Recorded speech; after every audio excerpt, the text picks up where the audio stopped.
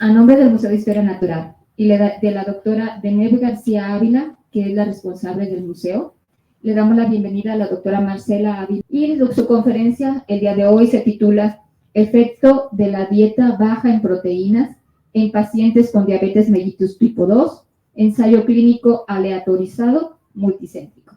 Pues damos la bienvenida a la doctora Marcela Ávila. Adelante. Este trabajo no se hubiera podido llevar a cabo sin la colaboración de un magnífico equipo. ¿Por qué magnífico equipo? Porque se realizó con personas de la unidad, médicos, enfermeras, licenciados en nutrición y la colaboración de 10 clínicas, hospitales del Seguro Social. Es cómo ha aumentado la cantidad de diabéticos en los últimos 10 años. Fíjense que de nuestra población total de México, actualmente tenemos hasta alrededor de un 10.2% de toda la población. Igualmente pasa con la hipertensión.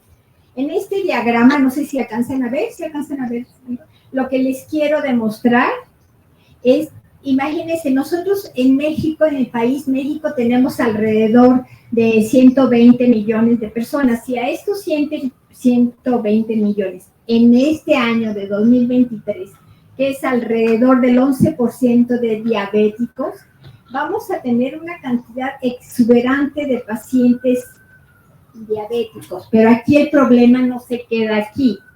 El problema es que de estos pacientes diabéticos, el 60% tiene daño renal. Y de este daño renal, nosotros lo clasificamos, digamos, de menor daño renal a mayor daño renal. O sea, aquí va agravándose. Ahorita este diagrama indica las cantidades de pacientes. Aquí hay un 30% de pacientes con poco daño renal. Igualmente un 30% y va disminuyendo. De esta etapa a la siguiente ustedes ven, pues qué bien, disminuyeron los pacientes con daño renal. No es así. Desafortunadamente, de aquí a acá, no disminuyeron por la mejor atención o por la mejor tecnología. ¿Por qué creen que disminuyeron? Fallecieron. Entonces, ¿qué podemos hacer nosotros, comunidad de investigación, para que esto no siga avanzando? O sea, la enfermedad renal avanza tan rápido que cuando llega a esta etapa, pues ya necesitan de un tratamiento. Nosotros clasificamos entonces a la enfermedad renal con 5 etapas. ¿Qué quiere decir? La primera es esta, que ya nada más les funciona, digamos en términos simples, un 90%. Y aquí va disminuyendo 60, 30, 15 y hasta menos de 15. Esto quiere decir que ya el riñón, ya todas sus células que están funcionando dentro del riñón ya están muertas. Esta enfermedad no es reversible, siempre va hacia acá. Y aquí en este momento no podría sobrevivir el paciente si no le ponen un tratamiento que es la hemodiálisis, que es sujeta a un equipo que le va a filtrar la sangre. Desafortunadamente, este método, el paciente tiene que ir al hospital por lo menos 3 o 4 veces a la semana durante 4 o 5 horas, lo cual hace que el paciente, pues, difícilmente pueda a trabajar o ir a la escuela. Otra alternativa es la diálisis peritoneal, que es, les infunden los nefrólogos un catéter en el estómago y el peritoneo sirve como riñón. Ya que el riñón no les funciona, pues algo tienen que utilizar para desechar la orina, y en la orina vamos a ver que se desecha enseguida. Esta es una tabla entonces también que nosotros la usamos para ver las 5 etapas de la enfermedad renal, y también utilizamos otra molécula que se llama albúmina y la buscamos en la orina. Entre más albúmina existe, es la etapa más avanzada. Por lo tanto, para que pueda vivir el paciente necesita estos 2 tratamientos que realmente no son muy recomendables. Esta gráfica la puse, que es recientemente, porque aquí nos indica qué cantidad de pacientes tenemos cada año nuevos de enfermedad renal, y aquí además lo que cuesta el tratamiento para que estos pacientes puedan sobrevivir se lleva el 3% o más de todo el presupuesto que gasta la Secretaría de Salud. O sea, esta enfermedad catastrófica, así la podemos decir, y que está avanzando en una forma exuberante, se lleva lo que más cuesta, más que ni el cáncer, más que ni el SIDA, más que ninguna otra enfermedad. Esta enfermedad le cuesta al país, le cuesta a los pacientes que no tienen derecho, que no son derechohabientes. O sea, es realmente carísima y además les cambia la vida completa. Entonces, ¿qué podemos hacer? Pues prevenir. Ya nada más nos queda prevenir. Ya no podemos detener esa enfermedad, ya es como una epidemia. En los riñones. Los riñones, bueno, se encuentran, digamos, en la parte posterior de la espalda, y cuando se enferma, cuando se daña, no sentimos, no tenemos ningún dolor, por eso puede progresar rápidamente y nosotros como si nada, ¿sí? Entonces, ¿por qué son importantes los riñones? Tienen muchas funciones en el organismo. Una de las más importantes es el control del agua y sal, del sodio en nuestro organismo. Esto siempre debe de estar en un equilibrio. En un equilibrio es más o menos el agua, el 60% del peso del cuerpo, del cuerpo total, el peso total del cuerpo. Gracias a este equilibrio que hacen los riñones, tenemos 2 riñones, no nos morimos nosotros cuando tenemos mucha sed y no tomamos agua. O al revés, cuando tomamos demasiada agua y nos llegamos a hinchar. Seguramente ustedes ya han visto a algunos de sus familiares cuando tienen los pies o extremidades muy hinchados y sin embargo no morimos. Aquí es cuando tomamos demasiada agua, pero así como se ven los pies por dentro, también se llenan de agua los pulmones, corazón, etc. Entonces, gracias a este equilibrio que lo realizan los riñones, podemos mantener una presión arterial en cifras normales y por lo tanto un corazón sano.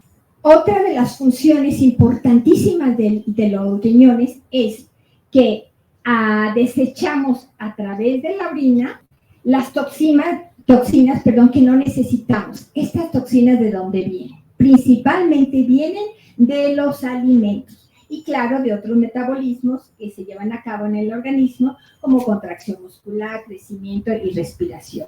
Entonces, la principal fuente de toxinas, ¿de dónde creen que viene? Pues de las proteínas de origen animal que nos estamos comiendo. Enfatizando, ¿cuáles son esas proteínas de origen animal? Pues las que están en esta rica carne, en el pescado, en huevos, en leche, y en general la cantidad también es muy importante. Aquí quiero remarcar, esta dieta digamos, va encaminada a personas mayores, o sea, en niños, adolescentes y embarazadas tenemos que tener cuidado en bajar la cantidad de proteínas, ¿sí? Es decir, de los alimentos de origen animal, tenemos algunos aminoácidos como estos. Las microbiotas lo utilizan y finalmente producen unas moléculas que son las responsables de aumentar el daño. Entonces, ¿qué pasa en aquellos pacientes que tienen daño renal? Pues efectivamente no se lleva este equilibrio y nos hinchamos, pero también acumulamos las toxinas en la sangre y poco a poco estamos como globitos. Y entonces esto directamente afecta más al riñón dañado, lo daña más rápidamente a la etapa terminal que les mencioné, que es la hemodiálisis o diálisis peritoneal, pero también afecta directamente al corazón. Quiero decirles rápidamente que el riñón y corazón funcionan siempre a la par. Ahora bien, fíjense que actualmente ya se sabe pues los nefrólogos, los licenciados en nutrición que atienden a estos pacientes que les tienen que bajar las proteínas y que principalmente sean proteínas de origen vegetal o leguminosas o semillas. Aquí uno recomendable es, por ejemplo, brócoli, frijoles, etc. Sin embargo, los estudios sobre el efecto de las dietas bajas en proteínas en pacientes diabéticos no está definido. O unos estudios dicen que sí funciona, otros estudios que no funciona, y realmente son muy poquitos estudios en el mundo. Este es el primer estudio en México que hacemos con pacientes diabéticos y con enfermedades. Y más sigue siendo un debate en todos los ámbitos de investigación, clínicos, etc. Pero por ahí a alguien se le ocurrió mencionar, bueno, lo podemos bajar a 0.6 o 0.8 gramos de proteína por kilogramo de paciente por día. Es muy fácil decirlo, ¿verdad? Que el médico le diga, nutriólogo, bájale usted y ahí me le acomoda. Pues no, porque los licenciados en nutrición como ustedes saben que tienen riesgo de que se desnutra el paciente y sobre todo pacientes diabéticos que son tan frágiles. Entonces, no, es un reto realmente para ustedes, los nutriólogos y en general la comunidad que atiende a estos pacientes. Cómo ajustar una dieta que tenga estas cantidades de 0.6, 0.8 y que además no se desnutre. Entonces, lo que últimamente salió es a esas dietas adicionarle unas moléculas que se llaman cetoanálisis. ¿Qué es un cetoanálogo? Pues imagínense ustedes que aquí tienen una síntesis de proteínas normal, en el cual es un aminoácido y dos aminoácidos pues se van haciendo la proteína. Un cetoanálogo es esta molécula, un aminoácido, pero en este grupo tiene un grupo ceto, de tal manera que este grupo ceto adopta perfectamente a grupos como la urea, que es una de las toxinas que se acumulan en estos pacientes, y la adopta como parte de su aminoácido. Entonces ya la urea no se acumula como toxina en estos pacientes, que es malísima la urea cuando pasa porque no se puede desechar por la orina. Entonces, el cetoanálogo lo adopta el grupo amino y además lo hace funcional como proteína. Entonces, pensamos nosotros, bueno, en utilizar este grupo de cetoanálogos que podríamos decir es un grupo de aminoácidos no malos para el paciente, podríamos tener una dieta adecuada para estos muchos pacientes. Fíjense ustedes, esta idea pues se les ocurrió a alguien en el mundo y efectivamente se ha hecho en ratas, en ratones, y ellos en estos animalitos pues es muy fácil hacer una disección. Si tenemos aquí el riñón y le cortamos un pedacito como si fuera una rebanada de jamón, lo podemos ver así. Aquí encontramos una parte que se llama médula renal y adentro de la médula renal están las nefronas, que son los que hacen la función del riñón. Tenemos alrededor como de 1 millón de nefronas en cada riñón, pero en esta nefrona, adentrito aquí, hay un glomérulo. Entonces, lo que los estudios experimentales han demostrado es que si tenemos dietas con exceso de proteínas, esta arteria se va a comprimir. Y al comprimirse, esto se infla y al inflar, después de un tiempo, esto se rompe. Y al romperse, se muere la nefrona. Entonces, dietas altas en proteína, en ratoncitos y en ratas, digamos, se demostró cómo es estructuralmente en el riñón. Sin embargo, pues en humanos no está. Entonces, con estos antecedentes previos, nosotros decimos, bueno, ¿qué podemos hacer? Sin dinero en México, con muchísimos pacientes, pues, ¿qué se puede hacer? Pues la dieta.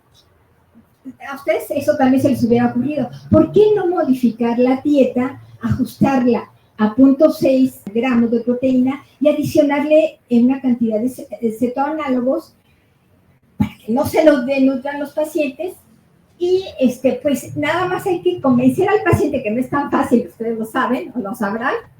Sin embargo, con una buena orientación de qué puede comer, pues lo podemos lograr sin comprar tantos medicamentos y dañar de otra manera el riñón. Por lo tanto, nosotros propusimos este objetivo: comparar el efecto de las dietas bajas en proteínas más aminoácidos o cetoanálogos y ver cómo, si mejora o no esa progresión de que tanto les he hablado. Para lo tanto, nosotros, bueno, un estudio, como decía el título, clínico multicéntrico, quiere decir que se tiene que hacer con todo el cuidado, ¿sí? Desde cómo calcular el número de pacientes que vamos a necesitar para que nos diga una respuesta bien verídica, ¿sí? Entonces, calculamos que necesitábamos 246 pacientes, en este caso solo diabéticos y mayores de 50 años, y sin algunas complicaciones de infecciones como VHI, como hepatitis, algún problema cardiovascular ya fuerte, para que no nos interfiera o interfiriera en nuestros resultados de si afecta o no el avance de la enfermedad renal. Entonces, de estos 246, para que ustedes vean cómo tiene que ser un estudio propuesto, ¿no? Quedaron 149 después de los criterios de inclusión. Y aleatoriamente, digamos, sin saber, usamos unos números aleatorios para decir, este paciente sí va a tomar cetoanálogo y este no, este sí, este no. Porque éticamente, si ya sabemos que puede ser un beneficio, les tendríamos que dar a todos, pero nosotros tenemos que comparar. Esto se puede hacer éticamente en cualquier parte del mundo. Finalmente, terminamos ya con 53 pacientes del grupo sin cetoanálogos y 69 con cetoanálogos. Aquí van a decir ustedes, bueno, ¿y por qué tan poquitos? Pues en el transcurso muchos se hospitalizaron y ya no pudieron ir, fallecieron o simplemente cambiaron de domicilio o ya no tenían seguridad social, y entonces con estos pacientes arrancamos el estudio. Consistió el estudio, entonces, a un grupo control le dimos 0.6 gramos de proteína por kilogramo de peso por día, y al otro lo mismo, pero además con el conjunto de aminoácidos. Es muy fácil esto, pero bueno, con la colaboración, como ya les mencioné, de un grupo grande de personas y todas comprometidas, así como ustedes lo van a hacer en el futuro, espero. Cada mes los citamos a la unidad de investigación. ¿Y cada mes qué les hacíamos? Bueno, les pedíamos primeramente una muestra de orina que hagan en las 24 horas. ¿Para qué? Para en la orina medirles el nitrógeno, creatinina y urea. Con estos tabolitos nosotros vamos a conocer la filtración glomerular. Y también nosotros les tomábamos una muestra de sangre para conocer glucosa, urea, creatinina, cómo estaba la hemoglobina glicosilada y cistatina. Estos resultados, ¿a quiénes servían principalmente? Pues a las licenciadas o licenciados en nutrición, porque en base a esos resultados, ellos iban a adaptar la dieta, fue individual completamente. Entonces, además de conocer estos resultados bioquímicos, la nutrióloga tenía que le hicieron una serie de parámetros que seguramente ustedes ya los están viendo o ya los vieron en sus clases, que es la medición del índice de masa corporal, la evaluación global subjetiva, una bioimpedancia con un equipo para medir cuánta agua tenían, cuánta grasa, cuánta músculo, etcétera. Una fuerza de compresión y un parámetro que se llama NPNA. ¿Qué nos dice este NPNA? Pues realmente si están desnutridos o no. Medíamos el nitrógeno en sangre y el nitrógeno en orina, y entonces aquí íbamos controlando para que no se nos fueran a desnutrir. Además de todos estos parámetros que nos están diciendo cómo está el paciente desde el punto de vista de nutrición. Ahora, ¿cómo era la dieta? Pues la dieta la ajustamos siempre, como ustedes saben, como una dieta de diabético, a 35 kilocalorías por día por kilo, en la cual el 35% va a ser de lípidos, principalmente de lípidos de cadena poliinsaturados, por lo menos unas 2/3 partes.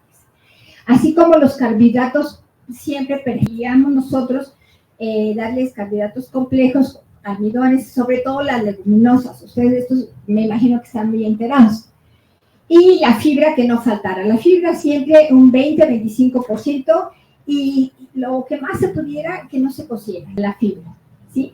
Y en estos pacientes renales es muy importante controlar el fósforo y el potasio. Entonces, ya nosotros, bueno, ustedes saben que hay tablas en las que uno pone cuáles son los requerimientos y les preguntamos a los pacientes qué alimentos le gustan, qué alimentos puede comprar y sobre esos ya están calculados estos nutrimentos y les hacíamos su dieta personalizada. Y se iba el paciente y al mes regresaba y le volvíamos a hacer estos estudios. Pues todos estos resultados los reunimos en una base de datos. Muchos, pero muchos, no se imaginan. Porque las nutriólogas entregaban su paquete de resultados. Los químicos su paquete de resultados. Los médicos su paquete de resultados de peso, talla, qué tratamiento estaban tomando, etcétera. Pero, pues, procuramos siempre hacerlo en orden. Todo íbamos reuniendo en los resultados en una base de datos y analizamos estadísticamente. ¿Y qué creen que de esto tuvimos estos resultados? Estos resultados les voy a confesar, perdonen por que las tablas están en inglés, pero actualmente este trabajo no se ha publicado, está en prensa ya. Entonces, pues me atreví a tomarlos del artículo. ¿Qué nos dice la primera gráfica? Pues la primera gráfica nos demuestra aquí el NPNA que les platiqué, que nos sirve para controlar si el paciente está bien en condiciones de nutrición. Encontramos lo siguiente. El parámetro normal que esperamos, digamos, es más o menos alrededor de 0.55. Estos pacientes, la primera vez que llegaron, o sea, sin hacerles nada, con la dieta que les estaba dando su dietista o nutrióloga del hospital, llegaron con una NPNA altita. Aquí lo que quiero que se fijen es que al mes, o a los 2 meses, esto bajó favorablemente. O sea, quiere decir que aquella urea que les platiqué, que se atrapa con los cetoanálogos, como es este grupo, realmente tuvo efecto y bajó. Pero a través del tiempo, el paciente no se desnutrió. Si este paciente, digamos, no hubiera tomado esta dieta, primero de aquí a acá, aquí con esto ya estábamos felices, porque quiere decir que con cetoanálogos o sin cetoanálogos, el cambiar la dieta de proteínas de origen animal a origen vegetal funciona. O sea, si ustedes en sus hospitales no tienen los cetoanálogos, quiero decirles que ya están en el cuadro básico, pero hay hospitales que no los tienen, no importa, cambiarle la dieta a menos proteína de origen animal. Y lo interesante de esto es que se mantuvieron. Realmente podrían haber, si no tuvieran esta dieta, pues seguido por acá, hasta arriba, ¿no? En esta segunda gráfica muestro cómo es la filtración glomerular, o sea, cómo está funcionando el riñón, si te bajó la función, si mejoró, si disminuyó, si no. Como ya mencioné, se determinó con creatinina y con cistatina. Esta fue una depuración con cistatina en la cual nos dice lo siguiente. Aquí llegaron, ¿sí? Entonces, quiere decir que su función renal a los 6 meses no aumentó ni disminuyó, o sea, se mantuvo. Aquí disminuyó un poco, pero aquí sí, en este grupo que tomó cetoanálogos, fue mejor la función renal. Esto quiere decir que aquí sí hubo diferencia significativa entre un grupo y otro, bueno, acá igual, pero lo cual nos traduce lo siguiente. Pacientes que están enfermos del riñón, de un día a otro pueden pasar de esta etapa a esta, y ya no regresan. Y sorprendentemente al mes siguiente pueden pasar de una a otra. Sin embargo, nuestros pacientes se mantuvieron aquí o acá. Y afortunadamente no pasaron a diálisis, ¿sí? Esto es para nosotros y para el país y para el mundo, es realmente un avance. ¿Por qué? Porque primero, pues el paciente puede seguir su vida más o menos normal. No tiene que estar ajustado a un hospital o a un catéter que lo trae siempre aquí, que se infecta, que no se infecta. sino cuidando su dieta se puede mantener en esta etapa. ¿Qué creen? Este trabajo se terminó como al mes que empezó la pandemia, afortunadamente. Entonces ya no tuvimos necesidad de que el paciente siguiera yendo al hospital, ni hubiera ido, porque nuestro hospital se convirtió en COVID, ¿sí? Sin embargo, ahora les hablamos por teléfono, digamos, de hace 3 años, 2 años, y los pacientes siguen en esta etapa. Esto es muy importante para todos. La comunidad estos pacientes pues muy contentos porque no van a tener, los pacientes que llegan aquí casi todos pues fallecen y más de esta etapa hacia acá, como ya les había mencionado, ¿sí? Entonces el paciente sigue con sus dietas, procurando sus dietas bajas en proteína animal, y pues nada más le aumentan proteína de origen vegetal de lo que ellos tengan a la mano, en su refrigerador, en el mercado, lo que les sea fácil. Aquí en México tenemos infinidad de verduras, que en lugar, digamos, del pozole con carne de puerco, pollo, le ponen flor de calabaza, con champiñones, todo lo van sustituyendo poco a poco. Sí necesitan de una orientación de un dietista para que les dé más o menos exactas las cantidades, ¿sí? Entonces, ¿nosotros qué aportamos con esto? Pues no nos vamos a quedar con nuestra publicación en el escritorio o nada más, ¿sí? Sino lo que queremos transmitir a toda la población de diabéticos con o sin daño renal, y que no tengamos ni diabetes ni daño renal, sino así sanos como están ustedes, y nosotros hasta ahorita, es de un plato que nosotros nos servimos, digamos, siempre antes de servir la comida, pensar, la mitad tiene que ser fruta y verdura, así. El otro cuartito de leguminosas y granos enteros, es decir, frijoles, garbanzos, semillas como el cacahuate, nueces, lo que les sea posible comprar. Realmente es poquito. Y el último cuarto, hasta el final, un pedacito de carne, un pedacito de pollo, al día, no más. Bueno, otra cuestión que les quería mencionar, todos los resultados que nosotros sacamos en la unidad tienen que ser escritos para que se difundan a todas las comunidades, a los médicos, los nefrólogos que participaron con nosotros en sus pacientes. Les tenemos que dar los resultados, ellos tienen que modificar tratamientos para que la mortalidad no siga. Entonces, bueno, esto nada más para mencionarles que todos estos resultados que obtenemos siempre tienen que ser publicados. Y bueno, este es un grupo que intervino en este trabajo que les acabo de mencionar. Es una parte del grupo. Aquí lo que les quiero decir es que intervinieron pues nutriólogas, enfermeras, médicos, químicos, administrativos, etcétera, ¿sí? Y claro, como les mencioné, Michoacán participó con bastantes pacientes y tuvimos una muy buena colaboración. Actualmente, pues ya somos poquitos, y aquí les presento a nuestro grupo de trabajo, que también, bueno, son estudiantes como ustedes, unos estudiantes de nutrición, otros de medicina. Él es químico, bióloga, su servidora y el jefe de la unidad, que es el doctor Ramón Paniagua. Muchas gracias.